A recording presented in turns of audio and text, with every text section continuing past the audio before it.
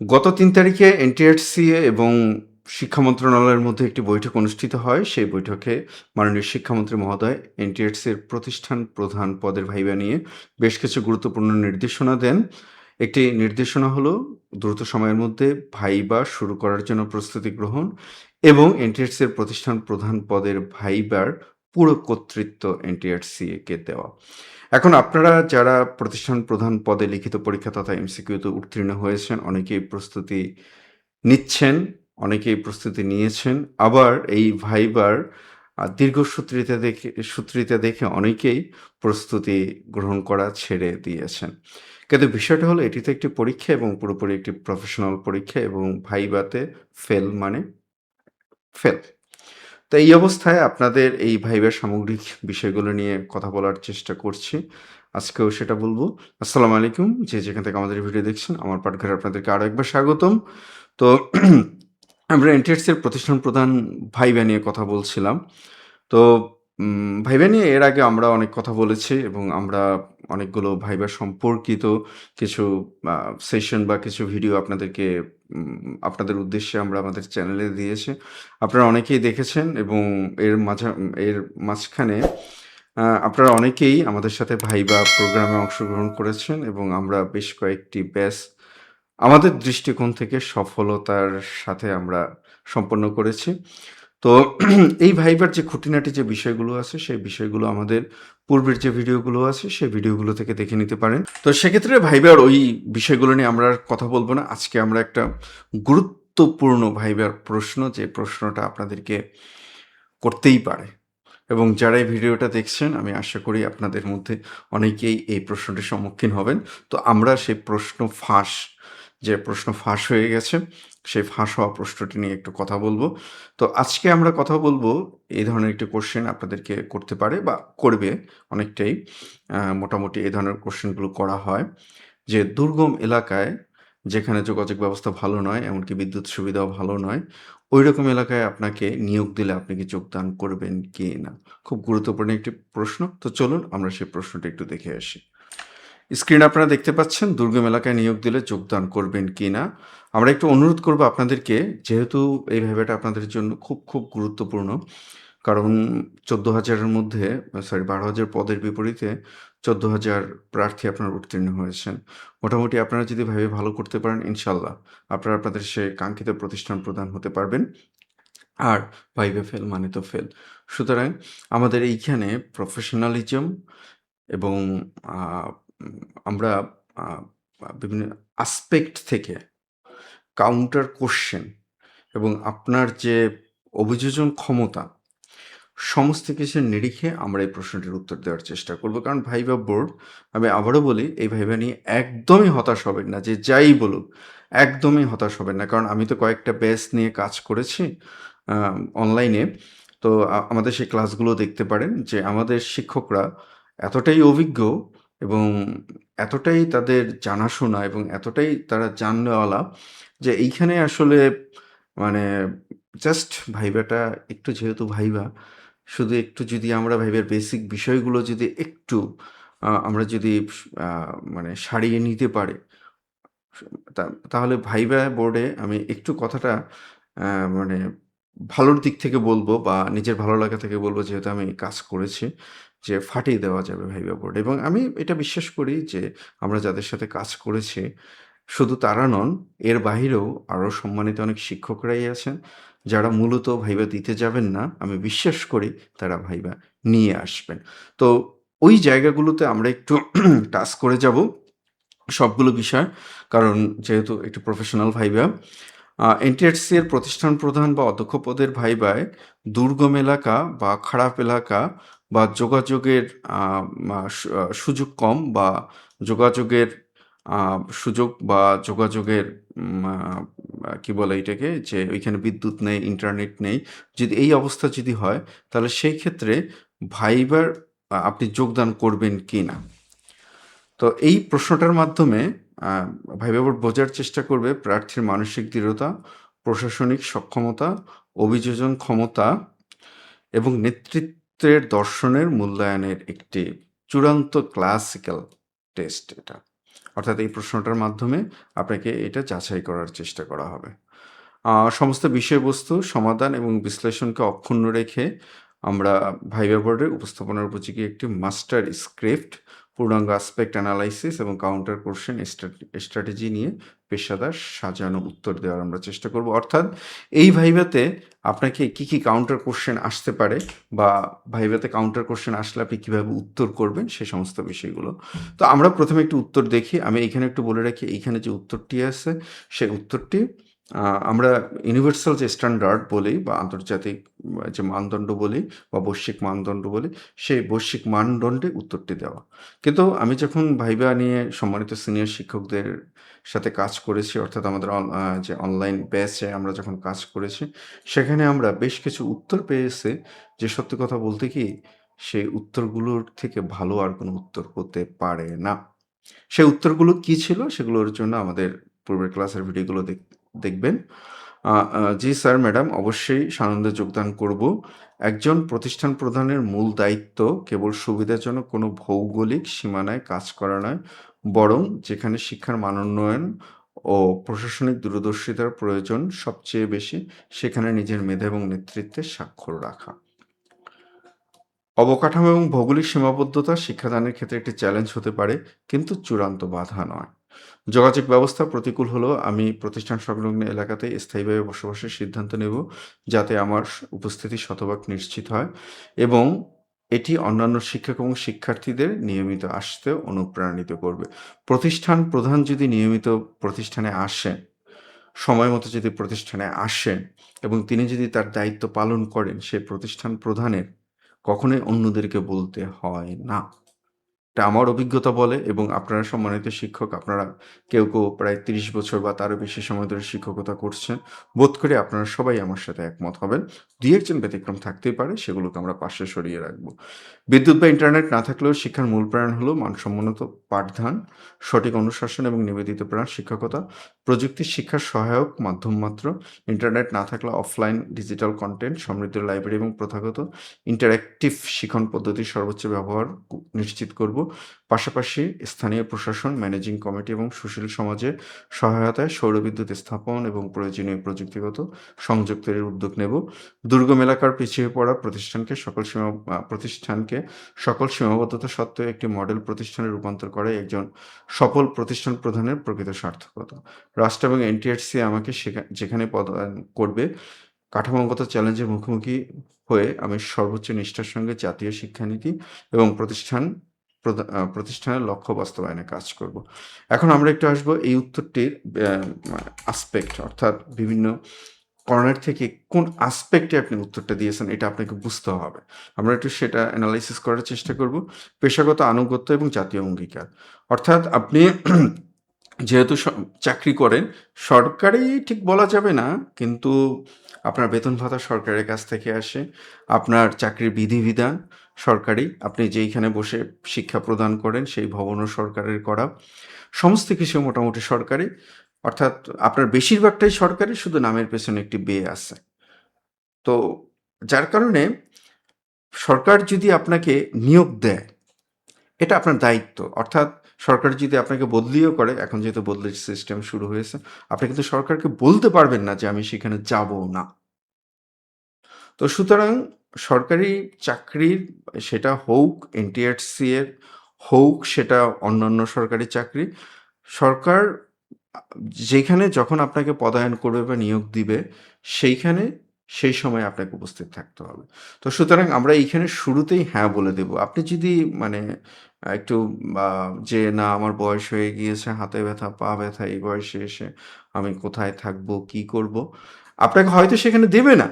আপনাকে হয়তো সেখানে দেবে না। কিন্তু এই যে শুরুতে এইটুকু বলার জন্য আপনার উত্তরটা একটি নেগেটিভ ইমপ্যাক্ট বা নেতিবাচক প্রভাব রাখবে। লিড বাই এক্সাম্পল, মানে নেওয়ার ক্ষমতা। যে আপনি এইখানে এই বিষয়টা ক্লিয়ার করেছেন যে যোগাযোগ খারাপ হলেও প্রতিষ্ঠান সংলগ্ন এলাকাতেই থাকবো। তো এই সিদ্ধান্তটি প্রমাণ করে যে প্রার্থী অজুহাত না খুঁজে নিজে উপস্থিত থেকে নেতৃত্বের উদাহরণ সৃষ্টি করতে প্রস্তুত। এতে প্রার্থীর ফিজিওলজিক্যাল রেজিলেন্স বা প্রতিকূল আ রিসাইলেন্স বা প্রতিকূল পরিবেশে টিকে থাকার মানসিক সক্ষমতা প্রকাশকে। আপনি থাকবেন কি থাকবেন না সেটা হচ্ছে পরে। আর যদি দেয় আর আপনি যদি প্রতিষ্ঠান প্রধান হতেই চান, আপনার তো থাকতে হবে। ধরেন একজন হচ্ছেন নর্থের, আমরা ধরে নিলাম নীলফামারী বা পঞ্চগড়ের। তাকে যদি সন্দ্বীপে বা আমি যেহেতু সাউথের মানে দক্ষিণের, যদি এইখানে বরগুনায় নিয়োগ দেওয়া হয়, তাহলে? যদি করার ইচ্ছা থাকে তাহলে তো তাকে যেতেই হবে। এবং সেখান থেকে তো এখানে আসা সম্ভব না। আসতে হলে ২ দিন সময় লাগবে। মোটামুটি আ প্রায় ৩৫ থেকে ৪০ ঘন্টা সময় লাগে। বা আবার একজন সিলেটের কাউকে যদি এনে খুলনার, সুন্দরবনের ওইদিকে যদি সাতক্ষীরায় যদি নিয়োগ দেয় তাহলে?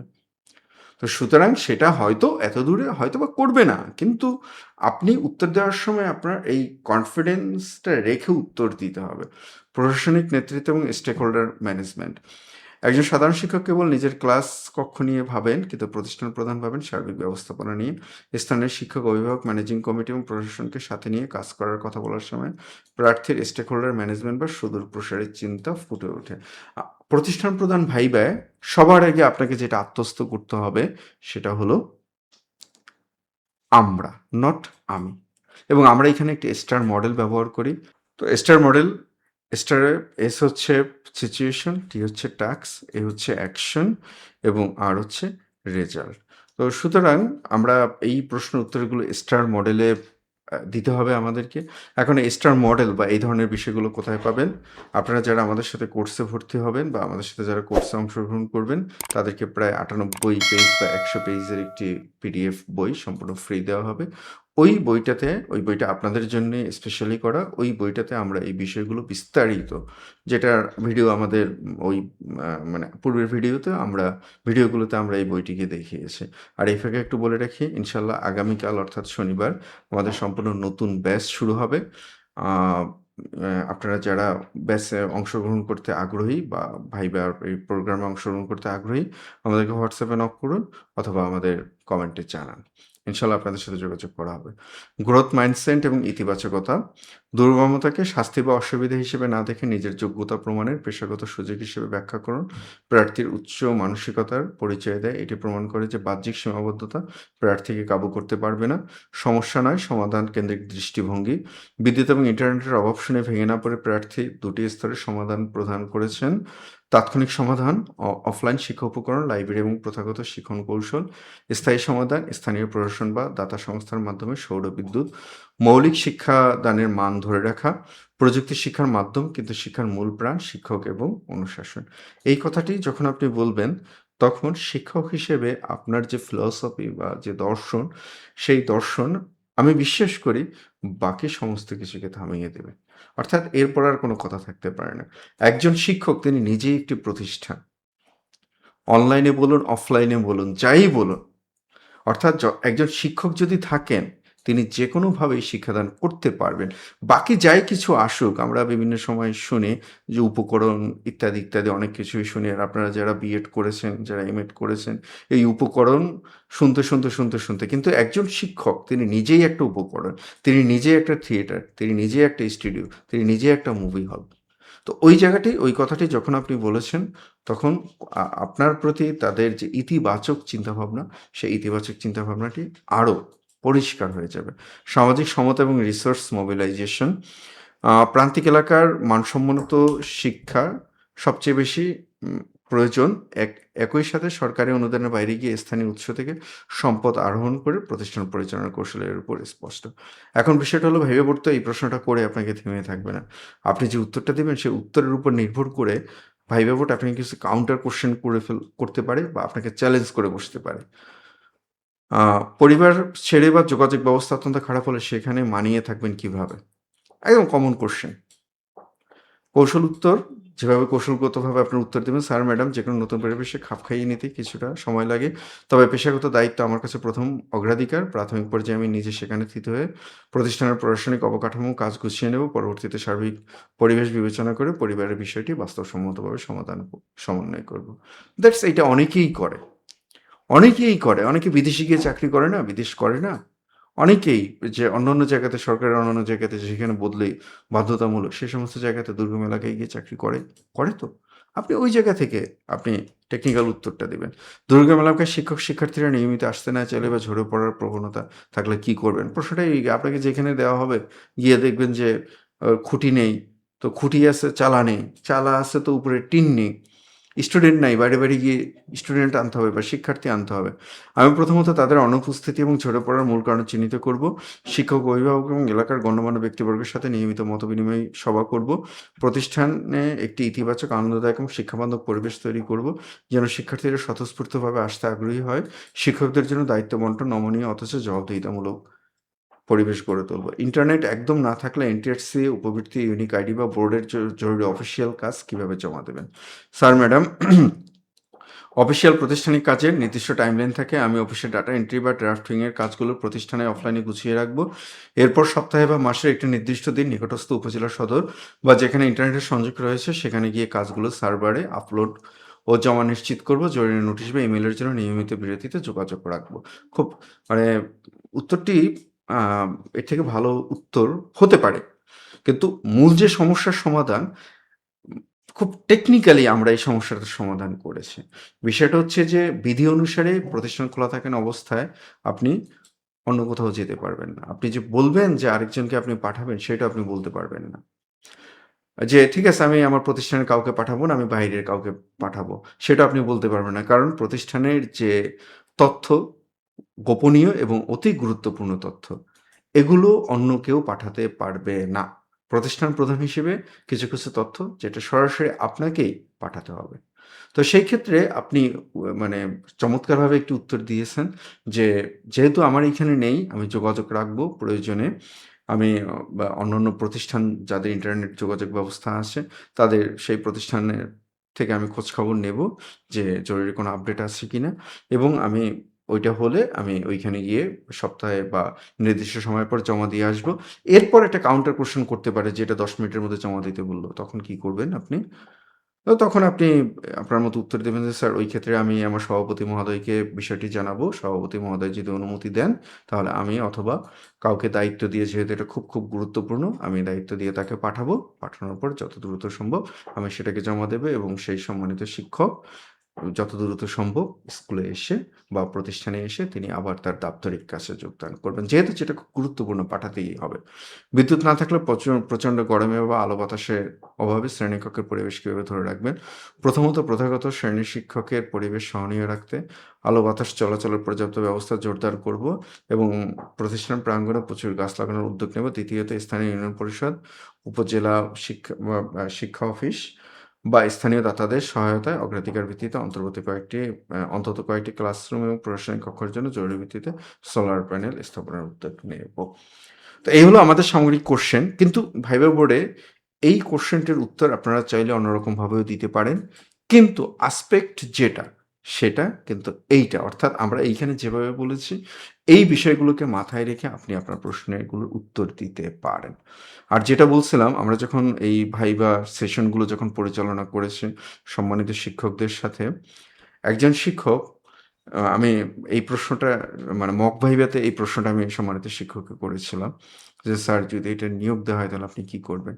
তিনি সোজা একটি উত্তর দিয়েছিলেন এবং এই উত্তরের পর আমি এবং সম্মানিত অন্যান্য শিক্ষকরা যারা ভাইভা বোর্ডে ছিলেন তারা আর দ্বিতীয় আর কোনো প্রশ্ন করেননি। সেই উত্তরটা ছিল যে, "এত বছর চাকরি করেছে, প্রতিষ্ঠান প্রধান হওয়ার স্বপ্ন দেখেছে।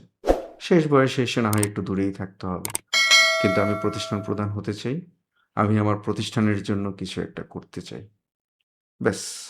এত সারল্য নিয়ে তিনি এই উত্তরটা দিয়েছেন যে এরপর আসলে কোনো কিছু বলার থাকে না। তো ওই কারণে বলছিলাম যে ভাইবার তো বিভিন্ন আসপেক্ট থাকে, ভাইবার বিভিন্ন বিষয় থাকে।